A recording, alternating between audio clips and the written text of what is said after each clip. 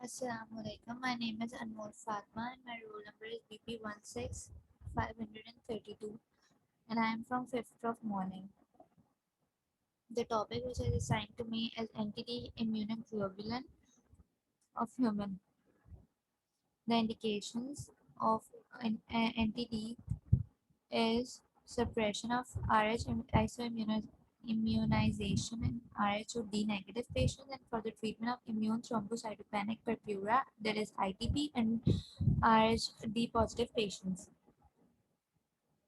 The adverse effect which is associated with the anti-D immunoglobulin are local pain and tenderness. This can be limited by dividing larger doses over several injection sites. Fever, malaise, headaches, cutaneous reactions, and chills can occur. The other adverse effect may be nausea, vomiting, hypotension, tachycardia, allergic or anaphylactic reactions, which can include dyspnea, shock. There may be no history of hypersensitivity to a previous injection. The contraindications which are associated with the NDD immunoglobulin is severe systemic reaction to human globulin or any anaphylactic reaction that is patient is suffering from is contraindicated to NDD immunoglobulin. It is also contraindicated in individuals with hypersensitivity to any component. There are several drugs which may interact with anti-immunoglobulin and can cause severe side effects, including live vaccines such as measles, mumps, varicella.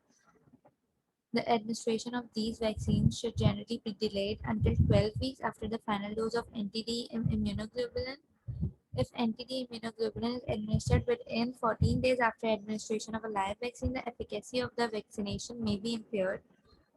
The postmortem vaccination of rubella susceptible women with rubella or MMR vaccine should not be delayed because of receipt of anti-immunoglobulin. The irrational uses of this drug can cause significant health problem in the current medical practice. It may also cause sudden fall of blood pressure or anaphylactic shock even if the patient has shown no sign of hypersensitivity to a previous administration.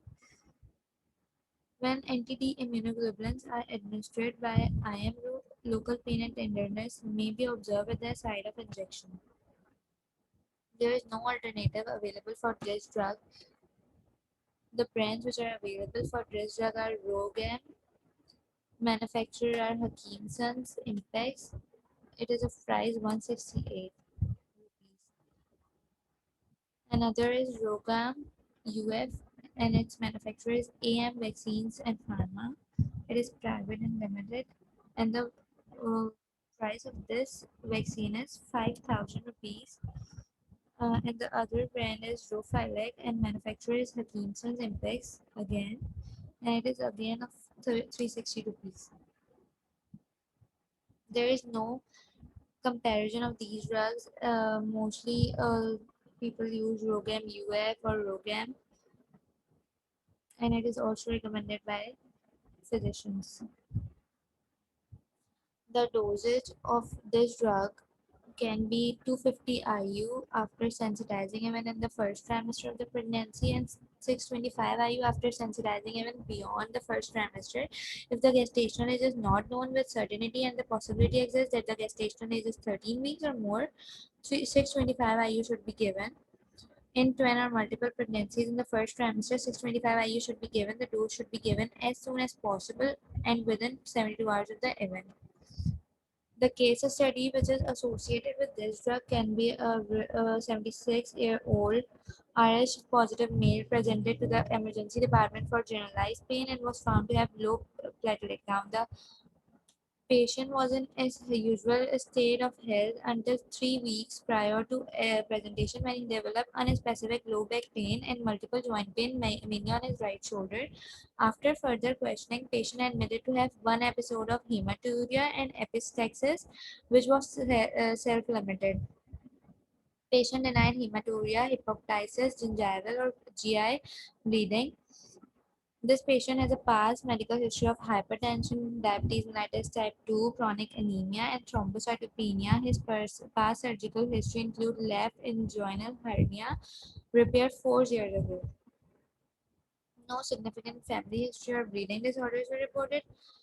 No intake of alcohol, drugs, tobacco, and medications were also unknown. When he arrived to the hospital, he directly taken to the ER department. He was alert, awake, oriented, with BP 127 per 72 mmHg. His pulse rate is 100 ppm. He has a temperature of 98.4 degree Fahrenheit. Respiratory rate is 18 breaths per minute. And laboratory findings are as follows. The patient was admitted to the ICU for close monitoring. Prednisone 80 mg orally and IV immunoglobulins 30 mg daily for 5 days were started. Platelets improved to 1 lakh and 47,000 per UL and steroids were tapped down. Subsequently, platelet dropped again to 12,000 per UL and the patient was started again on IV immunoglobulin and a steroid dose was increased with good response of platelet count. Okay, now for soap notes.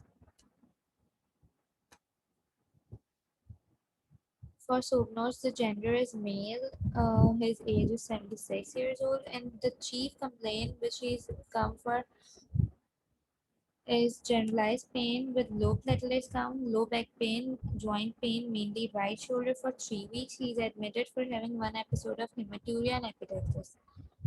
His medical history is hypertension, DM type 2, chronic anemia, thrombocytopenia, and an surgical operation of hernia, which was 4 years ago.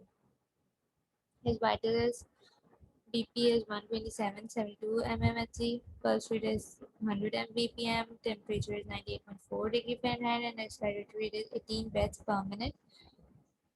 His lab reports show hemoglobin of 7.8, SCT is 24.4, WBC is a 6.8 per exponential 3, MCV is 84, platelets 10,400, it is very low. PTT is 28.2 second, PT is 11.8 second, INR is 1.02. In assessment, we know that when a patient has a very low blood count, so he maybe have idiopathic thrombocytopenia purpura. It is a hematological disorder characterized by isolated thrombocytopenia without clinically apparent cause. The major cause of accelerated platelet consumption include immune thrombocytopenia, decreased bone marrow production, and increased splenic sequestration. The clinical presentation may be acute with severe bleeding or insidious with low development with mild or no symptom.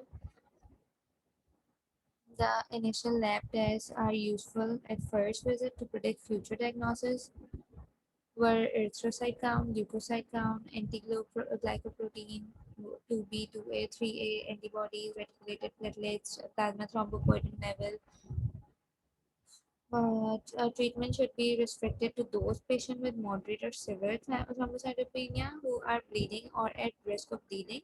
It should be limited in duration unless demonstrated that symptomatic thrombocytopenia persists. Patient with mild asymptomatic thrombocytopenia discovered incidentally on a routine blood count should not be treated. We present a case report on ITP and summarize the key point in diagnosis and management of ITP. The plan which we have associated with this case is the treatment should be initiated with corticosteroid, typically prednisone, anti-D immunoglobulin, and IVG. Sometimes splenectomy would be recommended as a second line of treatment in patients who do not respond to corticosteroid.